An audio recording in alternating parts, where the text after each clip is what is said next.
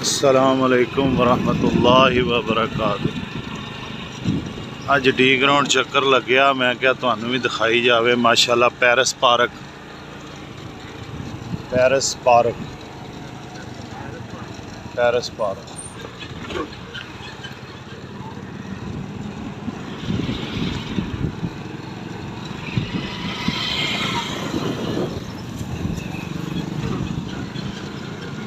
तकरीबन दिनों के रोज़े अलहमदुलिल्लाह शुरू होए हैं ना। ग्राउंड च चक्कर नहीं लगा, इंशाल्लाह थोड़े दिन ने रूटीन इंशाल्लाह ठीक हो जाएगी इंशाल्लाह बाफजले खुदा। मैं क्या तुहानू रस्ता दिखा दईए ज़रा। अज रब्बी इधर आना होया डी ग्राउंड फैसलाबाद।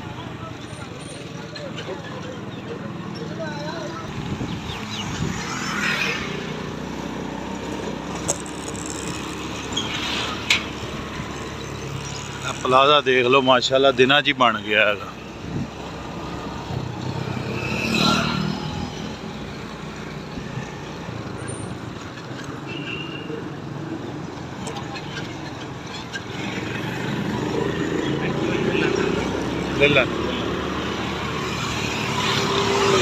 सामने निकल जाइए तो डी ग्राउंड, डी ग्राउंड।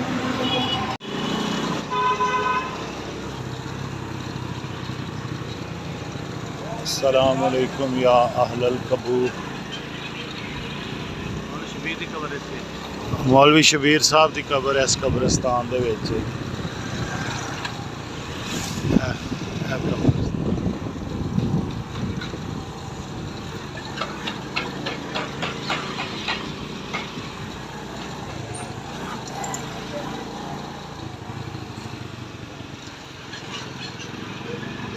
सामने पींगा वाली ग्राउंड। हरियां वाले चौक तक जाना सी, मैं क्या चलो अज इधर दी व्लॉग बना लईए। तुहानू बाहर दी भी तो सैर करानी चाहिए है ना। फैसलाबाद दी, फैसलाबाद मैनचेस्टर पाकिस्तान दा। इधर जाना हरियां वाला चौक, इधर भी अल साल स्कूल आ गया है जनाब। ला साल स्कूल वही इमारत है पिंगा वाली ग्राउंड।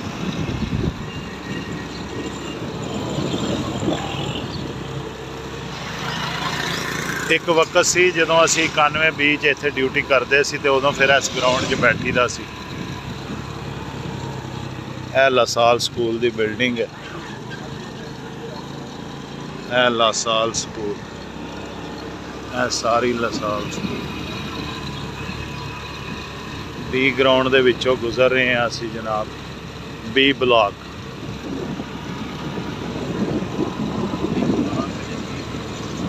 B block.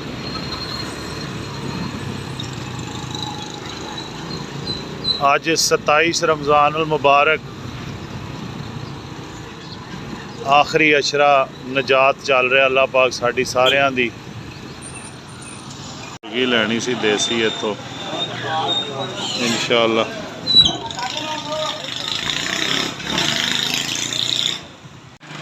देसी मुर्गा ले लिया तो हुण ना कोई फल शल ते सब्जी लैनी सी, मैं कहा वो भी ले लईए।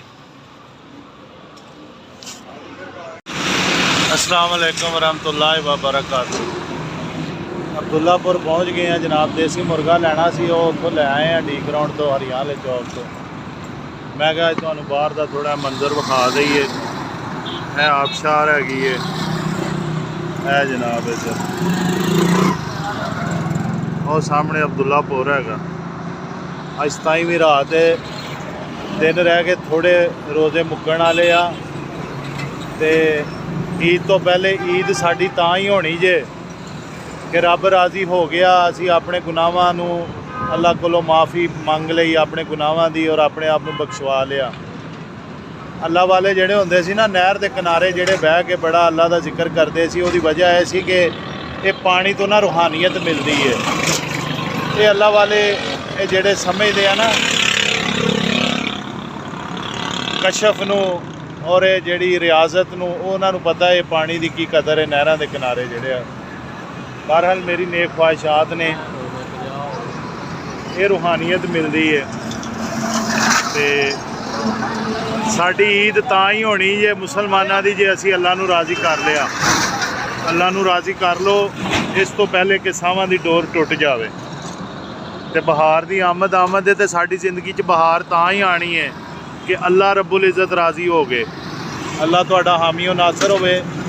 ਸਦਾ ਹੁਸੈਨ ਨੂੰ ਇਜਾਜ਼ਤ ਦਿਓ ਇਸ ਦੁਆ ਦੇ ਨਾਲ ਕਿ ਅੱਲਾ ਪਾਕ ਤੁਹਾਨੂੰ ਖੁਸ਼ੋ ਖੁਰਮ ਰੱਖੇ, ਤੁਹਾਡੀ ਜ਼ਿੰਦਗੀ 'ਚ ਅੱਲਾ ਪਾਕ ਬਹਾਰਾਂ ਰੱਖੇ, ਰਹਿਮਤਾਂ ਰੱਖੇ ਔਰ ਨਬੀ ਪਾਕ ਸੱਲੱਲਾਹੁ अलैहि वसल्लम ਦੀ ਸਾਨੂੰ ਸ਼ਫਾਅਤ ਨਸੀਬ ਹੋ ਜਾਏ। ਲਓ ਜੀ, ਸਦਾ ਹੁਸੈਨ ਨੂੰ ਇਜਾਜ਼ਤ ਦਿਓ। अस्सलाम वालेकुम रहमतुल्लाहि व बरकातहू।